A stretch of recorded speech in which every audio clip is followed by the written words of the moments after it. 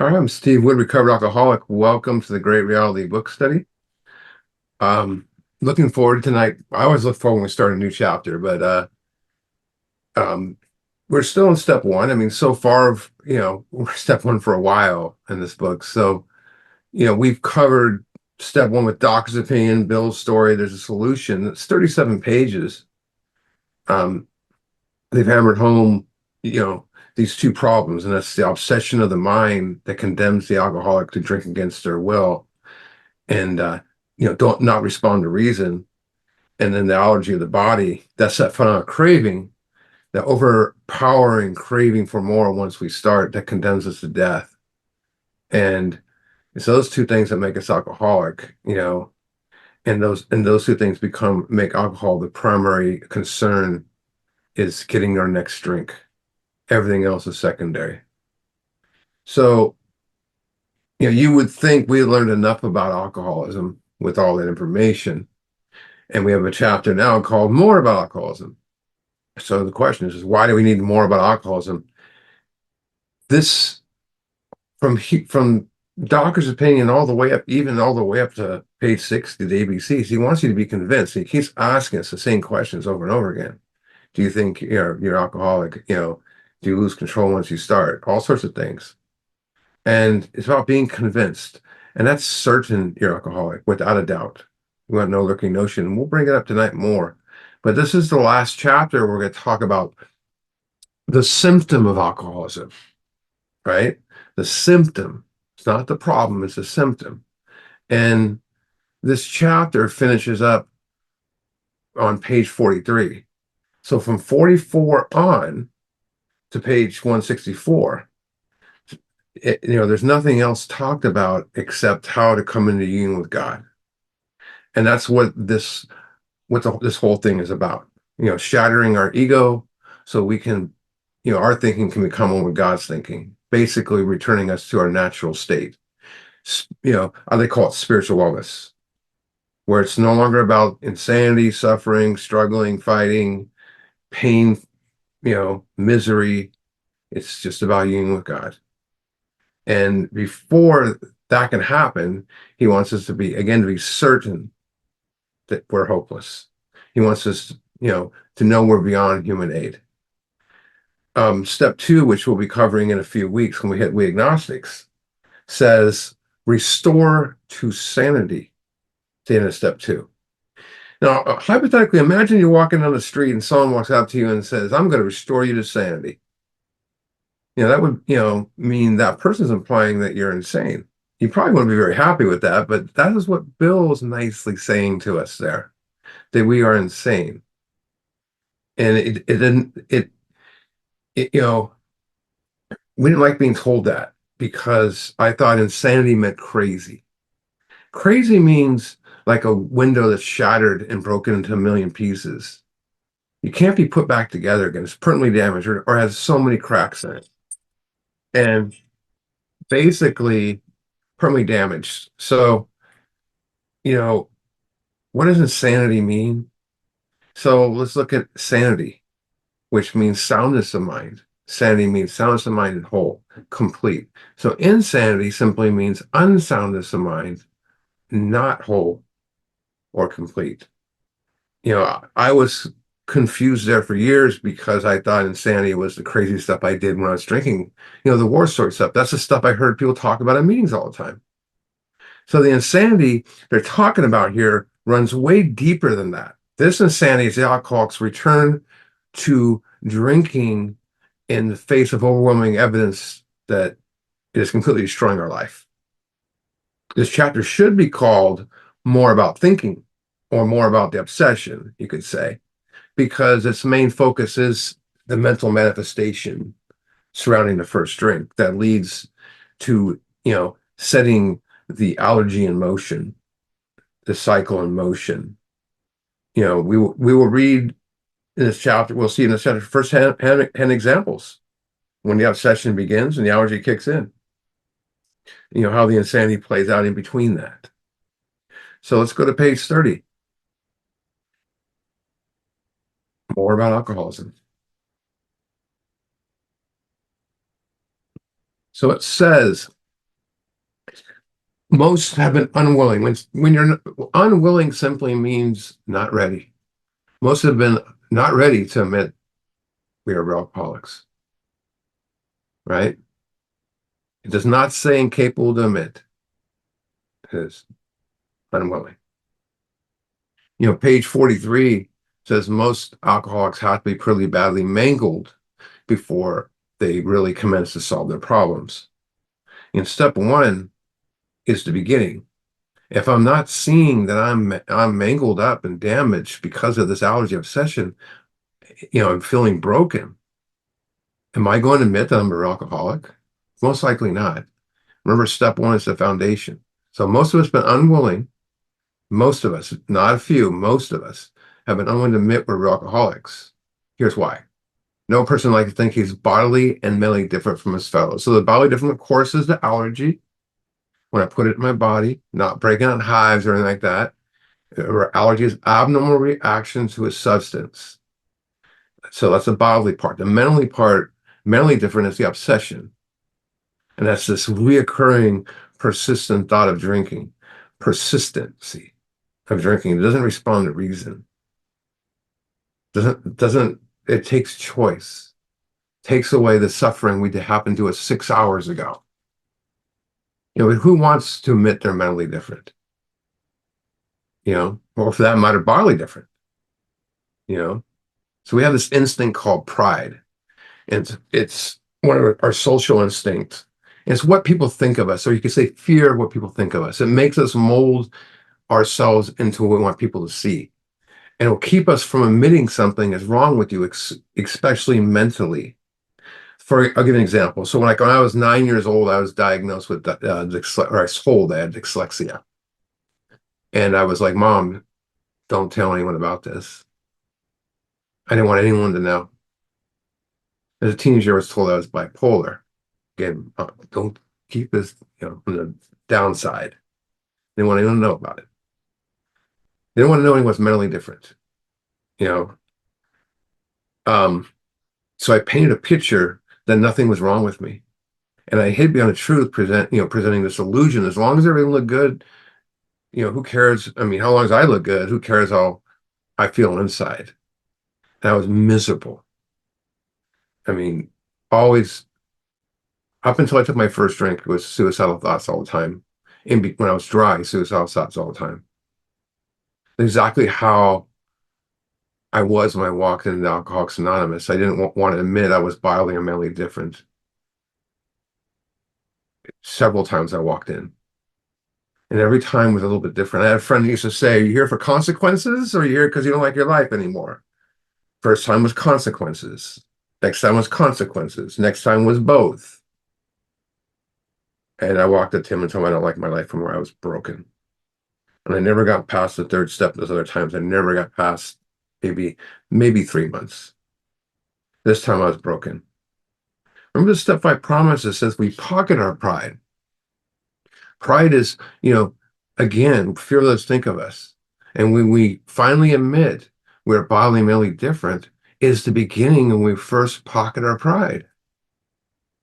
So, people talk about humility and stuff. What about pocketing our pride? It's all about pocketing our pride. We're not really worried anymore what people think about us. And this pocketing of pride is unraveling slowly till it builds up and we get to our fifth step. We really get to see what it means and how it controls our lives. Back to the book. Therefore, it's not surprising that our drinking careers have been characterized by painless attempts to prove we could drink like other people. How many times have you tried to prove that? Countless vain attempts. Vain means without success. I wanted to be able to walk away from drinking and make enough money, move to Hawaii, all these ideas I had. I wanted to swear it off, just don't drink. I wanted it with all this stuff, the easy ways. Failure. Self-knowledge, fail. Don't take the first drink, fail. Put the plug in the jug, fail. It was the easiest way to do it. And I saw people doing it. Until now I realize that most of those people were alcoholics. But I wanted to be like my friends who want, normal people outside of AA who could tell you how much they're going to drink tonight. I'm going to drink five. They drank five. I wanted to be able to stop when I wanted to, but I couldn't because I was violently different, which I was unwilling to admit. Now that's insanity, I would say. Back to the books is the idea. Now remember where ideas come from. The mind, our mind is insane. It's cloudy, angry, frustrated. The idea that somehow, someday, he will control and enjoy their drinking is the greatest obsession of every abnormal drinker. Remember what abnormal means, away from normal, right? We want to drink normally. So we have this obsession that someday we will drink like a normal person. You know, the most commonly practiced program in AA today is trying to control our drinking by not drinking one day at a time. And you're like, what? What does that mean? People show up and they put the plug in the jug and they don't drink and they use group therapy in the meetings. And so they're trying to control and enjoy their thinking by not drinking. How can you do that with an obsession? I tried to do that. That's completely delusional, insane program. And, you know, to try to take on the obsession, come on, like, it was like a one punch done. I would got my ass kicked every time when I was drinking. And I was blinded by that. That's just being dry. I was always fighting alcohol, sober or not. And what I discovered was if I was trying to control it, I wasn't enjoying it. And if I was enjoying it, I wasn't trying to control it. Think about that. I'll say it one more time. If I was trying to control it, I wasn't enjoying it. If I was enjoying it, I wasn't trying to control it. So I had that reoccurring persistent thought of, that somehow, someday, I'm going to control my drinking and just wake up normal. That's like having a really bad back and praying you're to wake up with no pain tomorrow. Live happily ever after. It's a fantasy. It's not going to happen. You cannot control this allergy obsession. It controls you. The persistence of this illusion, remember what an illusion is, I'll get to that. I say, well, an illusion is an incorrect perception of reality. It may, this persistence of illusion is astonishing. It may pursue the gates of insanity and death. He says death in here. He doesn't mean being buried in the ground, where the spirit leaves the body and all that stuff. Lifeless body. He means going back to the cycle of drinking, being back in that cycle where it's impossible nearly to get out of. What's our illusion? That we will control it, and when we do, the illusion is we're going to enjoy it. That's a false perception of reality. That's what illusion is. Optical illusions, I mean, they're kind of cool optical illusions. I mean, Chris Angel makes a whole car disappear in the desert, but it's not real. It's not real. Our illusion is a result of this unsound mind with the erroneous belief that we can beat this on our own power. That's the lie. A lie that we pursue to the gates of insanity and death. I'm going to reread the last little bit of that chapter. I'm just going to put the words insanity in there. The insanity that somehow, someday will control and enjoy his drinking is great insanity of every abnormal drinker. So persistence in insanity is astonishing, may it pursue to the gates of insanity and death. Sounds crazy and sometimes silly, but it's 100% true. We will pursue this lie to the grave unless we can admit we're bodily and mentally different and seek the power we need. And then we take necessary action to have the psychic change 4 through 9. Until then, this insanity will leave, breathe us, and stick with us. Remember, like when you were a kid and you would play tag? You're it until you do something about it. If you have this allergy, you're it until you do take action. What makes that paragraph more powerful is, we see words in there that we've covered in the last 38 pages. Real alcoholic, I mentioned there, right? Who is this book written for? The real alcoholic, the drinker who does not respond to reason experiences phenomena craving once they start. And the bodily different is the abnormal reaction to alcohol. Mention that. Mention the mentally different. That's the obsession. It mentions control in there. That's the power and ability to influence and direct or stop a course of events. We have no control. We have the inability to stop a course of events. And the obsession is mentally different. Abnormal is in there, away from normal. And death is cycle drinking. If you don't know those words before you read this paragraph, it's hard to understand it. Look what it says here. We learned. How do you learn something? By practicing. How do you know something? Only from experience. Same thing. We learned that we to fully, completely concede in our innermost selves. Innermost, where's that? Within. That we were alcoholics. That's power is because of the allergy obsession. You see alcoholics, that's what that means. Not because you drink too much. This is the first step of recovery. The delusion, the insanity, or anything that's deluded is insane, that we are like other people or presently maybe has to be smashed, shattered. So, a modern dictionary says concede to admit the truth. But in the 1930s dictionary I have on my shelf, it says to surrender. Surrender means to stop fighting and admit defeat. It implies giving up, my rights to what is defeating me and conquering me. All rights to the conqueror. But it's not really giving up. It's getting up. That's the thing. I'm surrendering here so I can get back up. Right? That's what concede they're talking about here. So acting is to fully surrender to our innermost selves of alcoholics. Innermost, is so if you think of innermost, think of the innermost part of the ocean. If you put on your scuba gear and you dive the innermost part of the ocean, you get to the most beautiful thing called the abyss. The most beautiful part of it, where all life is, right? All life is. And you see, I live by San Francisco and people drive by there all the time and see the ocean and go, oh, it's ugly, it's dirty. But they've never gone inside. They've never seen the beauty of it and they write it off. We do the same thing. Our innermost part of us is the deepest part of us that's deep down within. Also the most beautiful part of us.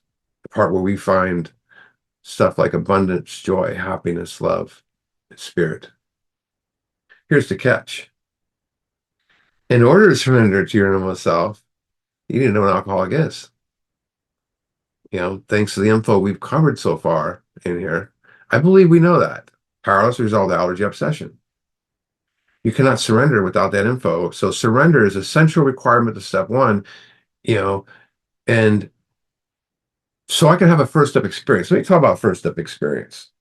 One of the things that's missed out the most, and people like Rob and people agree with me on this, is this first step experience when I came in was a big deal. Because you sit down with someone and they talk to you about the allergy obsession from first-hand experience, not what you heard at meetings and all that stuff. And you sit there and you admit the fact you have this allergy and it breaks you even more. That's the first step experience. And once you do that, you completed step one. Remember the journey of 1,000 miles begins with one single step, right? And without that vital information, you're going to believe step one is raising your hand in a meeting while thinking you're going to get better or that you just drink too much. Reality is we cannot reach this point of freedom without the steps where we want to be. So we must admit we're mentally different and bodily different. That we're, maladjusted to life, full fight from reality. We have trouble with personal relationships. We couldn't control our emotional natures. We're prey to misery, depression, right? That we're full of fear. We had a feeling of uselessness. You can't be a real help to other people. That's what it means to fully conceive your innermost self. Unless you can see that that's what's going on in your life and acknowledge it, how can you change from the place you're at? That's the thing. How can you be transformed? If you think you're okay, you're going to believe you're okay. And you're going to drink to forget that you're not okay. But you can't acknowledge it, you have the problem, have this problem that I've mentioned way too many times. How can the problem be eliminated? Right? You don't want a doctor giving, removing tumors in your body without finding where they are. We need to know exactly what this thing is. So if you live in the delusion that this process is about not drinking, you will never recover. I wish this was not about not drinking, but now I'm glad I discovered the spiritual solution. But think of this, a surrender is not the sign of weakness, like people will tell you. Or I thought it was. It's the ultimate sign of strength. It's the foundation for the spiritual life. We need to surrender with no lurking notion that we can safely drink alcohol in any form at all, like Dr. Silkworth says. These alert checks can early safely use alcohol in any form at all. We have no lurking notion. That's why people say, and you hear it at meetings once in a while, not as much as you hear used to hear it. You hear it a lot. We must do step 100%. 100%. And for some reason, people think you're talking about abstinence. No, 100% that you, with no lurking notion, if not, I can't, how can I, it's not, I can't surrender, you know, because I still think I can beat this on my own. Step one is the most important step because if we're not willing to admit we're alcoholic, what else can happen? Once you truly understand the first step, it propels you to the next step. So this short paragraph is where I take my sponsees to when I take them to end the first step. I remind them again of the allergy obsession and why they're powerless. And I ask them these questions. I'll say them slow if you want to write them down. Do you relate with the allergy obsession from actual experience? Do you relate the allergy obsession from actual experience? Do you believe you are powerless over alcohol, drugs? Do you believe you're in a hopeless condition? Do you believe human power has failed you? Do you believe you can safely use alcohol in any form at all? And of course, do you believe your life's unmanageable? And what I do is I let them sit for a few minutes and take all those in, and I walk back and I look at them in the eyes with all sincerity and I ask them this question: to fully surrender your innermost self, you're alcoholic.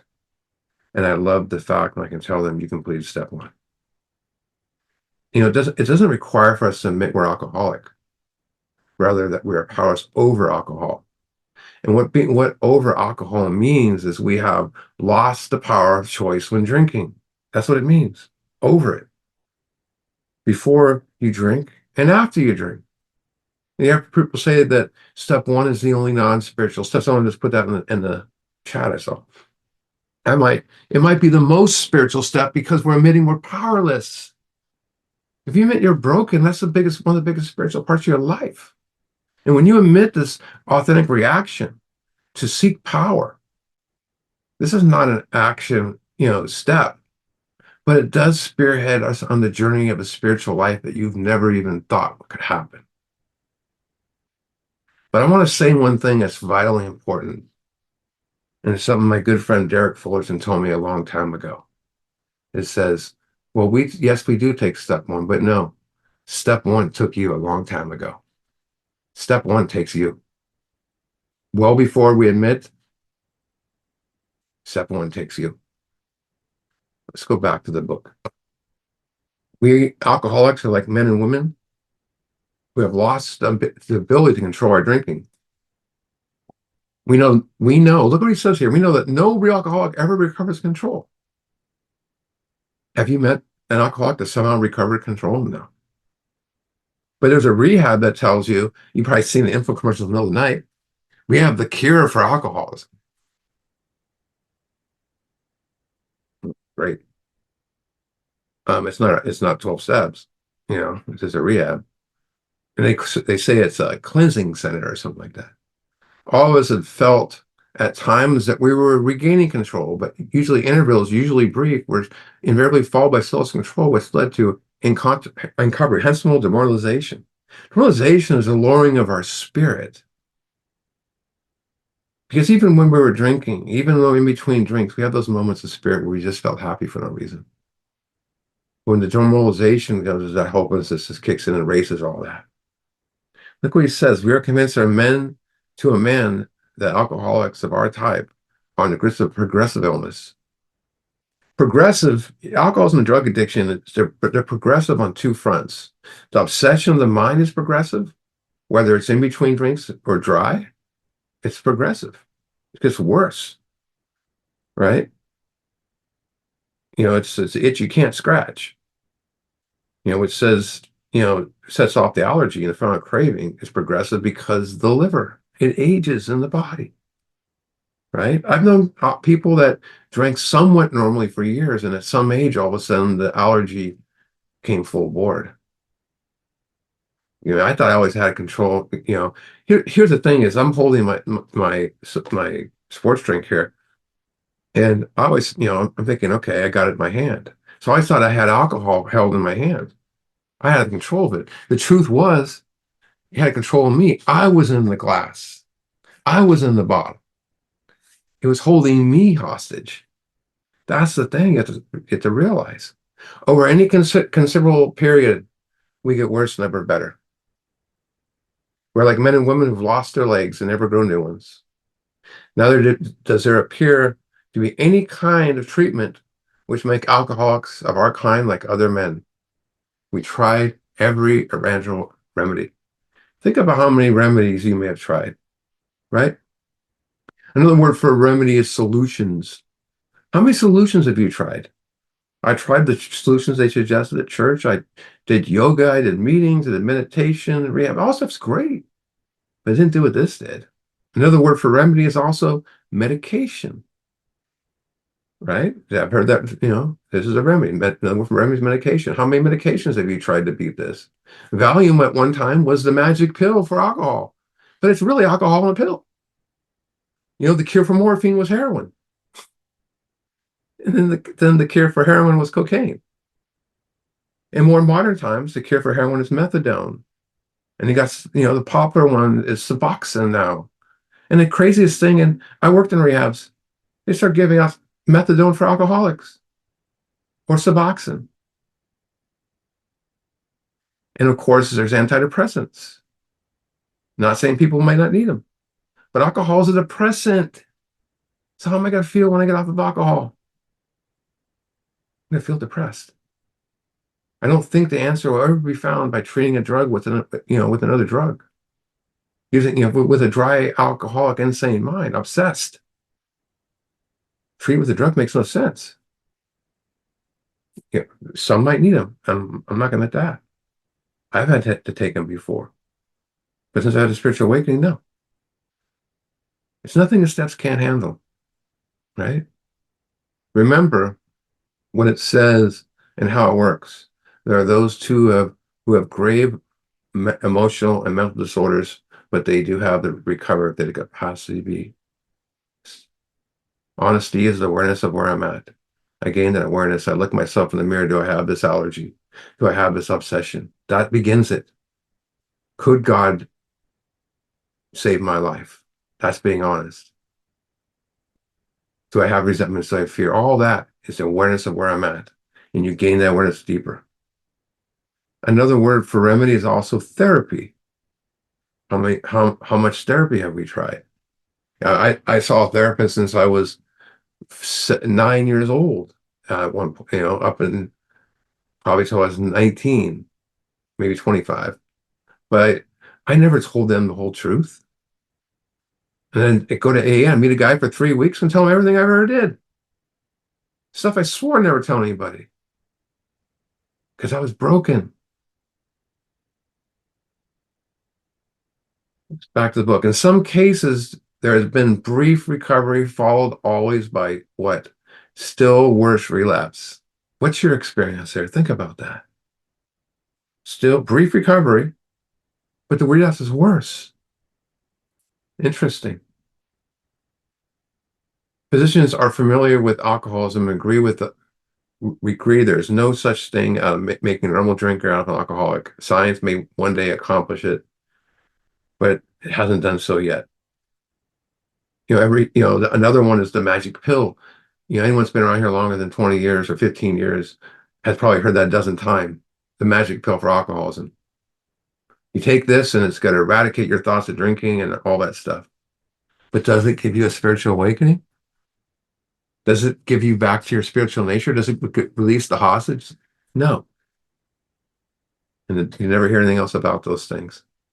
Back to back. Despite all we can say, many who are real alcoholics are not going to believe us. They're in that class. So that's the thing with the insanity, with the obsession together, dance together and do. You're not one of us. You're not one of them. Look at those people in this room. You're not sick as they are. By every form of self-deception and experimentation, they will try to prove themselves exceptions to the rule, therefore an alcoholic. You know, again, I'm not as bad as these guys. That's what I thought. But these people are screwed. My first meeting I went to, I was 20 years old. I had no business being there yet. If anyone who is showing an inability to stop his drinking can do the right about face and drink like a gentleman, that means to control our drinking.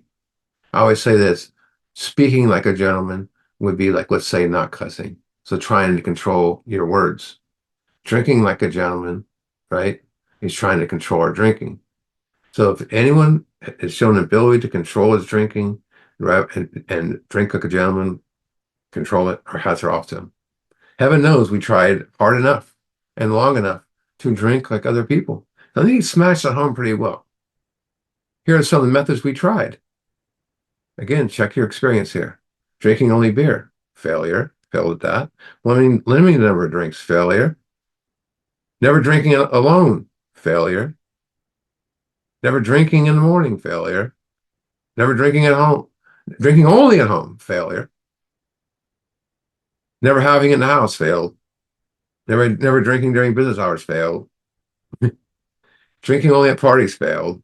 Switching from scotch to brandy, Coke to crack, whatever, failed. Drinking only natural wines, failed. Agreeing to resign if ever on the job, failed that one. Taking a trip, not taking a trip. I don't know what that means really, but failed. I'm sure I did. Swearing off forever with or without sawmill, failed that numerous times. Taking more physical exercise, failed. Reading in spiritual books. Going to health farm sanitariums, rehabs and detox. What they're talking about there. Failed. I mean, we went there, but that's not why we're here. Accepting voluntary commitment to silence. We could increase the list if we list ad infinitum. Ad infinitum means again and again and again, the same way. The never ending goes on forever. So what infinitum means. Goes on forever, keeps going. So you can keep going there. So the next thing we're going to look at is called experiment number 1. One of my favorite parts in here, because we've all done this before. We've all done this. I was in a book study one time and a guy raised his hand and he goes, man, he raised his hand and he goes, man, he goes, when's this book going to stop talking to me? Because it's telling us everything we've done. Says we don't like to pronounce any individual as alcoholic, but if you can quickly diagnose yourself, how many times have you diagnosed yourself? Step over the nearest ballroom and try some controlled drinking. Step in the nearest crack house and try some controlled crack smoking, whatever you want to call it, whatever you did. Try drink and stop abruptly. Try it more than once. It will not take you long enough to decide. If you are honest with yourself about it, see, there's a condition. Try to, the prerequisite condition right there. It will not take you long enough to decide if you're honest. If you're not honest about it, you're just going to go, oh, screw it. The big glass of ethanol, they call it. Maybe worth a bad case of jitters if you get full knowledge of your condition. How many times have you got full knowledge of your condition? How many of you conducted this experiment? We did it many times. Some of us, we went to rehab and straight out and drank the same day we left. I did that. I remember the first rehab I went to, some guy left and we threw him a big, going away party and he came back on a gurney drunk. And I thought, how dare he do that? I had no clue. So I did it, but I had to get full knowledge of my condition. I remember I had a sponsee and I wasn't sponsoring him yet, but I pissed him off so bad he asked me to sponsor him. That happens sometimes. And basically what happened was he comes in and I go, "What happened, man?" And he goes, "I picked up." I go, "What happened?" So I picked up. And he's like right in my face. And he goes, starts talking to him, and I realized that he never took step one. He had no he had no choice. He had no idea. And I said, "Well, what?" He goes, "I didn't think I was an alcoholic or an addict," so he went and tried it. I said, "Oh, congratulations, you just did experiment number one." I read in that in the book. And so many of us have done that. There's different descriptions of it in all our stories where we've done that. Where someone tells we're alcoholic, or we went to a meeting and think maybe I'm not, and I drink and I go, "Oh crap." It's kind of like if you're food intolerant and you're not sure what food it is, and you eliminate the certain foods, and oh, it's not going to be guacamole. That's my favorite food, and I eat it, and all of a sudden I get sick. Oh, I can't eat guacamole anymore. But I don't have an obsession with guacamole, so so look at what so um though there is no way of proving it, we believe that early in our drinking careers, most could have stopped drinking. But difficulty is that few alcoholics have enough desire to stop while yet there's time. We have heard a few instances where people who showed definite signs of alcoholism were able to stop for long periods of time because of an overpowering desire to stop. Here's one of them. A man of 30 is doing a great deal of spree drinking. That means allergies, runs. He's going on runs. He's very nervous in the morning. Does that mean he's got shakes or restless, irritable, and discontent? The high anxiety usually puts off not satisfied. In the morning, we're not drunk, remember, right? Sometimes, I mean, before we drink. He's very, very nervous in the morning, and these bouts were quieted himself with what? More liquor. I remember drinking just to wake up. He was ambiguous to succeed in business, but saw he could go nowhere if he drank at all. Once he started, he had no control whatsoever. He made up his mind that until he was successful in business and had retired, he would not touch another drop. An exceptional man, he reached, he remained bone dry for 25 years, retired at the age of 55 after a successful and happy career. I wonder if he was a nice guy during that time. Hmm. Then he fell victim to the belief. Remember, where beliefs come from, the mind. Then he fell victim to belief, which practically every alcoholic has, that his long period of sobriety and self-discipline had qualified him to drink like other people. Remember, beliefs are handed to us. And you ever notice, you go back when you first went to rehab or first went to A, you hear certain slogans and you think, oh, that makes sense. It's a belief. Like, you're sober long enough, maybe you don't have to drink, same, or someone tells you that, and you start thinking about it. He says, out came his carpet slippers in the bottle. In 2 months, he was in a hospital, puzzled and humiliated. He tried to regulate his drinking for a while, making several trips to the hospital in the meantime. Then, gathering all his forces, he attempted to stop altogether and found out he could not. Remember those days? Every means of solving his problem, which money could buy, was at his disposal. Every attempt failed. Though a robust man at retirement, he went quickly to pieces and was dead within 4 years.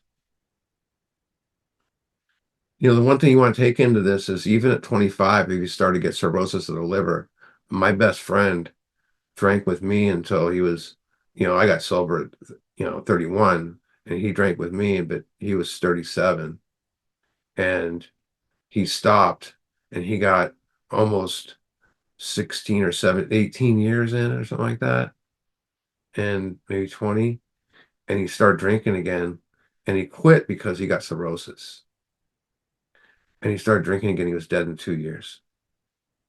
And it's within 2 weeks of drinking again, his liver stuck out. The liver does that. Once it's damaged, and you may not feel it when you're not drinking. It's pretty crazy. This guy was dead within 4 years. That guy. So let's take a look at his progression again. So he started again, in modern terms. Let's try to make sense of this. In 2 months after drinking, he was in the hospital, disgraced. I mean, he couldn't understand what was going on with him, embarrassed.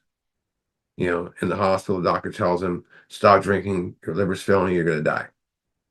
Fear causes him to control his drinking, even though he tries to drink moderately. He still winds up in rehab several times, as I mentioned in there.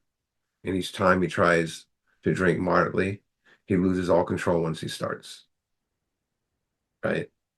And he goes on that run, the allergy, winds up in rehab again and again. With all his strength, he tried, he stopped and discovered it was impossible. He had every means at his disposal and had money, everything around him, and he stops for all that time, but he can't get out of it now. And every attempt he tried failed. He's dead in 4 years. That's the progressive part in there we talked about. Progressive illness. Any considerable time, we get worse, never better. I mean, if we didn't, we wouldn't be here. So this case contains a powerful lesson. Most alcoholics most of us have believed if we remain sober for a long stretch, we could therefore drink normally.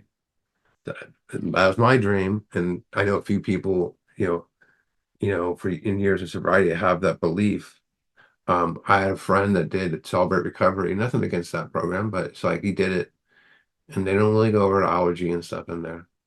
Some people might because they do AA, but um, he got 7 years, and he called me up with like 2 years out to the seven.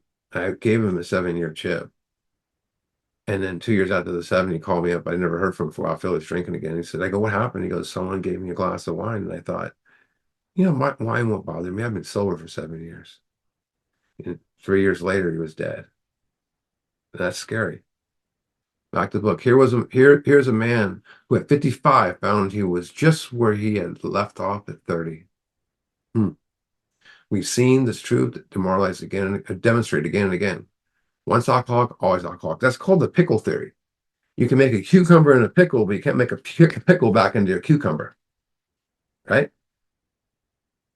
Just commencing to drink after a period of sobriety, we're in a short time as bad as ever. It's interesting. Drinking after a period of sobriety, we are in a short time bad as ever worse. It says, if we are planning to stop drinking, there must be no reservation of any kind, nor any notion that someday we'll be immune to alcohol. And I mentioned earlier, 100%. We must, not talking about abstinence, 100% you're alcoholic. So I don't say it at meetings that too much anymore because people misunderstand it. He wants no lurking notion that we're going to drink like an old person. No reservations. That's why this book devotes so much time to step one. So the story of Man of 30 is adopted from a book, I guess you would say.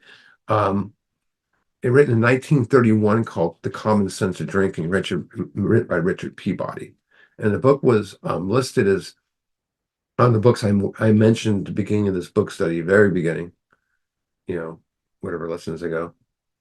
But the book includes a story that states, paraphrasing a little bit, but many years ago, a man decided to give up drinking until he was a millionaire. So same idea. Stories about a man, 36-year-old, gives up drinking, makes $1 million, and after the $1 million, he's dead. He starts drinking. Same idea. But Peabody's book was very different book written on alcoholism. Most books describe drinkers as drunkards and sinners and and drunks. Peabody used medical terms that no one heard before, like alcoholic and alcoholism. His book was one of the first books, besides maybe medical books, that used the word alcoholic and alcoholism. Bringing these books from the medical office into everyday life, it was looked at as groundbreaking. And Bill was really influenced by how this book was written. Peabody used the italic writing like his book has. He used words like powerless, maladjusted life, manifestation of allergy, chronic, spree, progressive, hard drinker, root of the problem, real alcoholic, half measure deals nothing, drink like a gentleman, recover, and the different types of drinkers I mentioned, he mentions. And he describes a normal drinker as one who limits himself to a glass of beer, stuff like that. While Bill's writing style is similar to him, it's only comparable to this book on the first 43 pages because Peabody's book contains zero spiritual solution. Matter of fact, it rejects spiritual elements, believing alcohol treatment lied in the field of psychology rather than spirituality. He was totally against it. And his only suggested method for staying sober were teaching an alcoholic to bring feelings and emotions under control. And that you should have rigid scheduling and a big work ethic and therapeutic discussion, all this crap, and spiritual reading, daily exercise. And he had no illness concept. He didn't believe the allergy obsession, even when I'm sure he came across it because he lived not far from Soapwork, but that the causes of alcoholism were nervous condition. That's all he said. So you're probably thinking, why am I mentioning this guy? What's the reason for bringing this guy up? If he wrote this stuff, influenced a big book, yeah. He wrote a groundbreaking book on alcoholism. He one of the leading experts in the world at the time. He had more self-knowledge of alcoholism than about anyone that was around. He died? Alcoholism. 5 years after his groundbreaking book came out. 8 years into his sobriety, he died. So much for self-knowledge. I've seen the same thing happen to counselors. One reason why I quit being a counselor. I see people, and I know people have heard this before, when I ask people, do you sponsor? No, I'm a counselor. I'm a professional sponsor. And they think that to keep them sober. It's scary. I've seen so many counselors go back out, and at least 10 have died. Young people may be encouraged by this man's experience to think they can stop as he did on their own willpower. We doubted if many of them can do it because none will really want to stop, and hardly one of them, because the particular mental twist already acquired, will find he can win out. That mental twist is the inability to tell the truth from the false.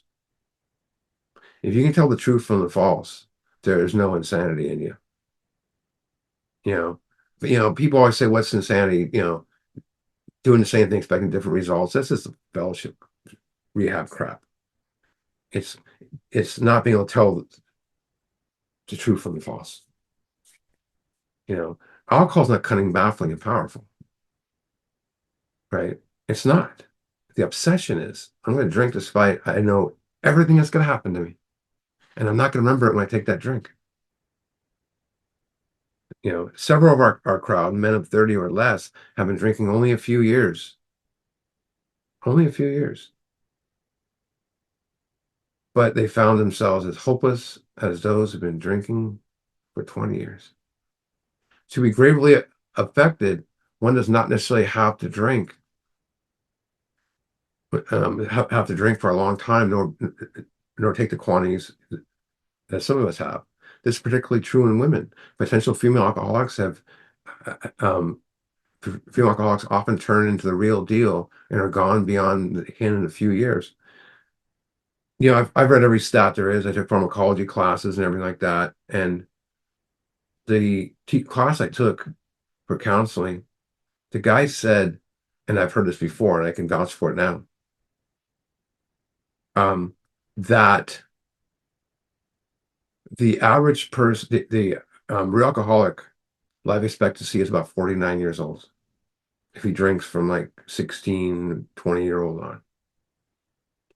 But the woman is about 38 to 39, just because different body, different breakdown.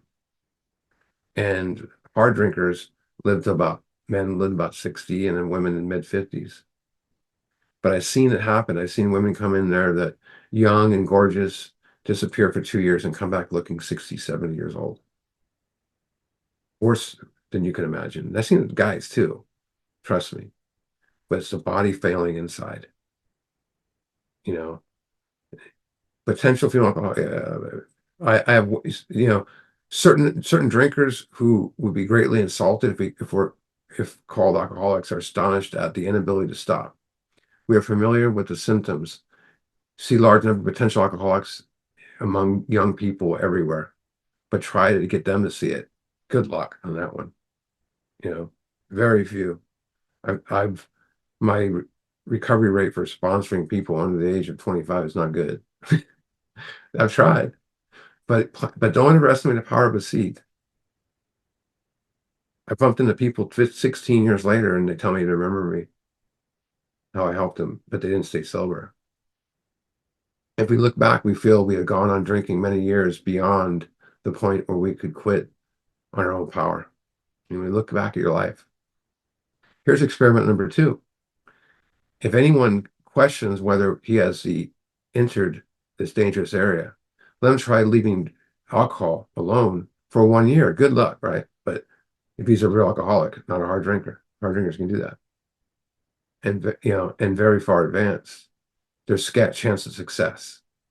In the early years of our drinking, we occasionally remain sober for a year or more, becoming successful alcoholics later on. Again, later.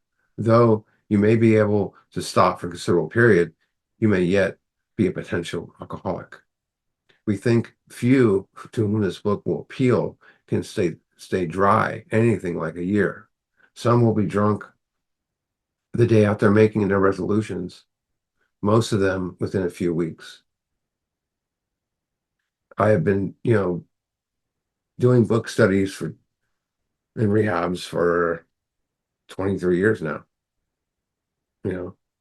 One rehab at 60 people a month that, they 45 days to 90 days. And within a few weeks they leave, most of them are drunk again, loaded again. It's just the way it is. You got to remember, Alcoholics Anonymous is a revolving door. I mean, what the second edition Big Book came out in 2002? Is that what it was? 2002, I think. And we're in 2024, and we've had 40 million big books printed, but only 2.5, only 3 million members. Where's the 37 million big books? It's a revolving door because what we're dealing with here, this is a serious disease. For those who are unable to drink moderately, the question is how to stop altogether. I like this because it has a condition. We're assuming, of course, the reader desires to stop. Never make that assumption just because, a person is lost that they don't have the desire to stop. Whether such a person can quit on a non-spiritual basis, that's without the steps. Depends upon the extent which he's already lost the power of choice, whether he has the object of obsession, whether he can drink or whether he will drink or not. Many of us felt that we had plenty of character. There's a tremendous urge to seize forever, yet we found it impossible. That's why it truly becomes a problem. You want to stop, you have desire to stop, you want to get well, but you drink against your will. That's the craziest part. This is the baffling feature of alcoholism as we know it, the utter inability to leave it alone, no matter how great the necessity or the wish. That's the obsession. Reoccurring persistent idea of drinking doesn't respond to reason. Here's a great question. How then shall we help the readers determine in their own satisfaction whether they're one of us? To experiment quitting for a period of time will be helpful, but we think we can render a greater service to the alcoholic sufferers, perhaps in the medical fraternity. So we shall describe some of our mental states that precede the relapse into drinking, for obviously this is the crutch of the problem. The big problem is the mind is still insane, and insane mind will always believe the key to beingness is where? Out here somewhere. Someplace I'm going to go to, rehab, church, whatever. AA. Remember, insanity cannot overcome insanity. Self-will cannot overcome self-will. The mind that created the problem will never solve the problem. Think about that. But people in recovery, look for the key where? Outside themselves, meetings, other people, and they believe the problem is trying to control their drinking one day at a time. So we huddle together in groups and discuss practicing ways to shield ourselves from temptation and what meeting is the next great meeting to go to, while still fighting the obsession. I collected 5 chips in a row one night, or 5 chips, 3 chips in a row one night, with 3 meetings back to back. And guess what I did afterwards? I drank, thinking it would take away the obsession. I had no clue that my thinking was a problem, not knowing that I must be restored to sanity, not knowing my mind needed to be transformed. No one told me that. If an alcoholic addict changes their thinking, the same thinking that drove them to seek ease and comfort will always dominate their minds, whether they're sober or not, right?